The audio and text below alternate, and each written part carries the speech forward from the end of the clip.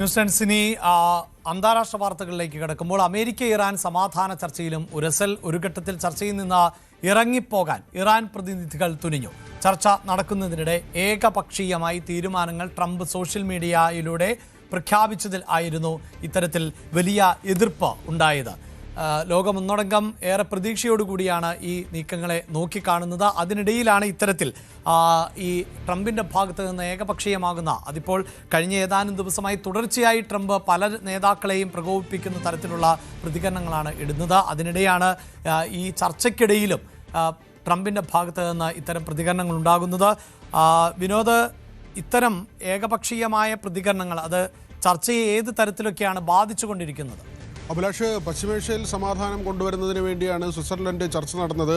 ഇറാന്റെ പ്രതിനിധികളും അമേരിക്കയുടെ പ്രതിനിധികളും ഉണ്ടായിരുന്നു. പാകിസ്ഥാൻ ഉൾപ്പെടെ മധ്യസ്ഥ രാഷ്ട്രങ്ങളുടെ പ്രതിനിധികളുടെ സാന്നിധ്യത്തിലായിരുന്നു ഈ ചർച്ച. പുതിയ വിവരങ്ങൾ പുറത്തു വരുന്നത് ഈ ചർച്ചയ്ക്കിടയിലും ഉരസലുണ്ടായി എന്നതാണ്. കാരണം ഏകപക്ഷീയമായി ട്രംപ് തീരുമാനങ്ങൾ എടുക്കുകയാണ്. ആ ചർച്ചയുടെ നേരിട്ടുള്ള ഭാഗമായിരുന്നില്ല ട്രംപ് അമേരിക്കയിൽ തുടരുകയായിരുന്നു. സ്വിറ്റ്സർലൻഡിലാണ് ചർച്ച നടന്നത്. ഈ സമയത്ത് സോഷ്യൽ മീഡിയയിലൂടെ അദ്ദേഹത്തിൻ്റെ സോഷ്യൽ മീഡിയ പ്ലാറ്റ്ഫോമായ ട്രൂത്ത് സോഷ്യൽ വഴി അദ്ദേഹം തീരുമാനങ്ങൾ പ്രഖ്യാപിച്ചുകൊണ്ടേയിരുന്നു. ഇതാണ് ഇറാന്റെ പ്രതിനിധികളെ ചൊടിപ്പിച്ചത്. അവർ ചർച്ചയിൽ നിന്ന് ഇറങ്ങിപ്പോകാൻ തുനിയുകയും ചെയ്തു. പിന്നീട് JD വാൻസ് ഉൾപ്പെടെയുള്ളവർ ആ വിഷയത്തിൽ ഇടപെടുകയായിരുന്നു. ട്രംപ് ചിലർ നടത്തുന്ന ജൽപ്പനങ്ങളുണ്ട്, അതിനുള്ള മറുപടി ട്രംപിൻ്റെ ഭാഗത്തു നിന്നുണ്ടാകുന്നു, അത് സ്വാഭാവികമാണ് എന്ന തരത്തിൽ JD വാൻസിൻ്റെയൊക്കെ ഭാഗത്തു നിന്ന് പ്രതികരണം ഉണ്ടാകുകയും പിന്നീട് മധ്യസ്ഥ രാഷ്ട്രങ്ങളുടെ ഒരു ഇടപെടലോടുകൂടി ആ പ്രശ്നം അവസാനിച്ചുമെന്നുമാണ്. പക്ഷേ ഇപ്പോഴും പശ്ചിമേഷ്യയിൽ സമാധാനം കൈവരുമോ എന്ന കാര്യത്തിൽ സംശയവും ആശങ്കയും നിലനിൽക്കുന്നുണ്ട്. കാരണം ഇസ്രായേലിൻ്റെ നിലപാട് അവർ ഒരു തരത്തിലും മയപ്പെട്ടിട്ടില്ല എന്നത് തന്നെയാണ്. അവർ അമേരിക്കയുടെ ശാസന ഉണ്ടായിട്ട് പോലും ലബനനിലേക്ക് ആക്രമണം നടത്തുന്ന സാഹചര്യമുണ്ട്. അതേ തരത്തിൽ തന്നെയാണ് ഹിസ്ബുള്ള. പശ്ചിമേഷ്യയിൽ സമാധാനത്തിന് വേണ്ടിയുള്ള ചർച്ചകൾ നടക്കുമ്പോൾ ഹിസ്ബുള്ളയും അങ്ങനെ ഒരു സമാധാനത്തിൻ്റെ പാതയിലൂടെ കഴിഞ്ഞ ദിവസങ്ങളിൽ പോയിരുന്നില്ല. പക്ഷേ ഏറ്റവും ഒടുവിലത്തെ മണിക്കൂറുകളിൽ അങ്ങനെ ഒരു വെടിവെപ്പോ പരസ്പരമുള്ള ആക്രമണമോ ഉണ്ടാകുന്നില്ല. എങ്കിൽ തന്നെയും ഈ ധാരണകൾ സംബന്ധിച്ച് അവ്യക്തത നിലനിൽക്കുകയാണ്.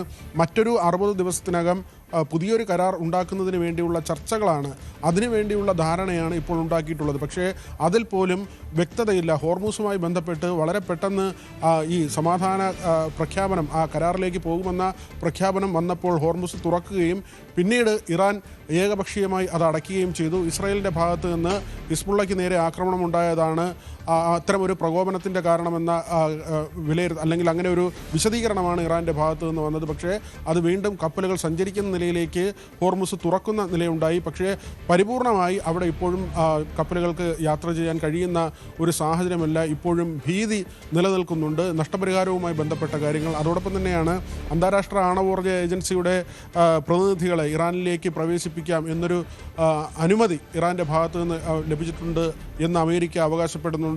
അവിടെ യുറേനിയം സമ്പുഷ്ടീകരണവുമായി ബന്ധപ്പെട്ട കാര്യങ്ങൾ പരിശോധിക്കുന്നതിന് ഇവരെ അവിടെ പ്രവേശിപ്പിച്ച് അത്തരം കാര്യങ്ങൾ വിലയിരുത്താനുള്ള അവസരം ഇറാൻ ഉണ്ടാക്കുമെന്ന കാര്യം അമേരിക്ക പറയുന്നുണ്ട്. പക്ഷേ ഈ കരാറിൻ്റെ ഭാഗമായി ഇറാൻ അത് പൂർണ്ണമായും അംഗീകരിച്ചോ അങ്ങനെ ഒരു ഔദ്യോഗിക വിശദീകരണമോ അല്ലെങ്കിൽ അത്തരം ഒരു ഉറപ്പോ ഇറാൻ്റെ ഭാഗത്ത് നിന്ന് ഇതുവരെ വന്നിട്ടില്ല.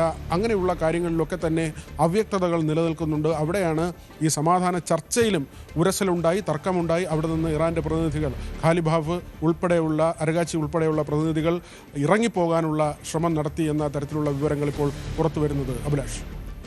യെസ്, എന്തായാലും ലോകം ആകാംക്ഷയോടെ തന്നെയാണ് കാത്തിരിക്കുന്നത്. പ്രത്യേകിച്ച് ഹോർമോസ് കടലിടുക്കിലൂടെയുള്ള ഗതാഗതം പുനഃസ്ഥാപിക്കേണ്ടത് ലോകത്തിൻ്റെ തന്നെ ആവശ്യങ്ങളിലൊന്നാണ്. ഏറ്റവും അധികം ലോകത്ത് എണ്ണ അല്ലെങ്കിൽ ഇന്ധനം നീക്കം നടക്കുന്നത് ഈ കപ്പൽപാതകളിൽ ആണ്, ഈ കപ്പൽപാതയാണ് അത്. അതുകൊണ്ട് തന്നെയാണ് ഈ ചർച്ചകൾ പരാജയപ്പെടുന്നുവെങ്കിൽ അത് ഏറ്റവും കൂടുതൽ ബാധിക്കാൻ പോകുന്നത് ഹോർമൂസിലൂടെയുള്ള കടൽ ഗതാഗതത്തിൽ കൂടിയാണ് എന്നതുകൊണ്ട് തന്നെ ലോകരാഷ്ട്രങ്ങൾ ഉറ്റുനോക്കുന്നുണ്ട്. അതിനപ്പുറത്ത് യുദ്ധം സാമ്പത്തികമായി വലിയ പ്രതിസന്ധി ലോകരാജ്യങ്ങൾ സൃഷ്ടിച്ചിട്ടുമുണ്ട്. അതുകൊണ്ട് തന്നെയാണ് ഇനിയെങ്കിലും യുദ്ധം അവസാനിക്കേണ്ടതുണ്ട് എന്ന് പൊതുവിൽ ലോകരാഷ്ട്രങ്ങൾ അഭിപ്രായപ്പെടുന്നത്. അതിനിടയിലും അവസാന ചർച്ചകളിലും, അതായത് 14 ധാരണയിലേക്കാണ് ഇരു രാജ്യങ്ങളും എത്തിയിട്ടുള്ളത്.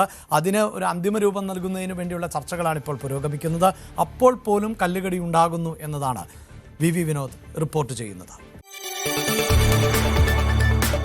കൂടുതൽ വാർത്തകൾക്ക് News 18 Keralam YouTube channel subscribe ചെയ്യുക.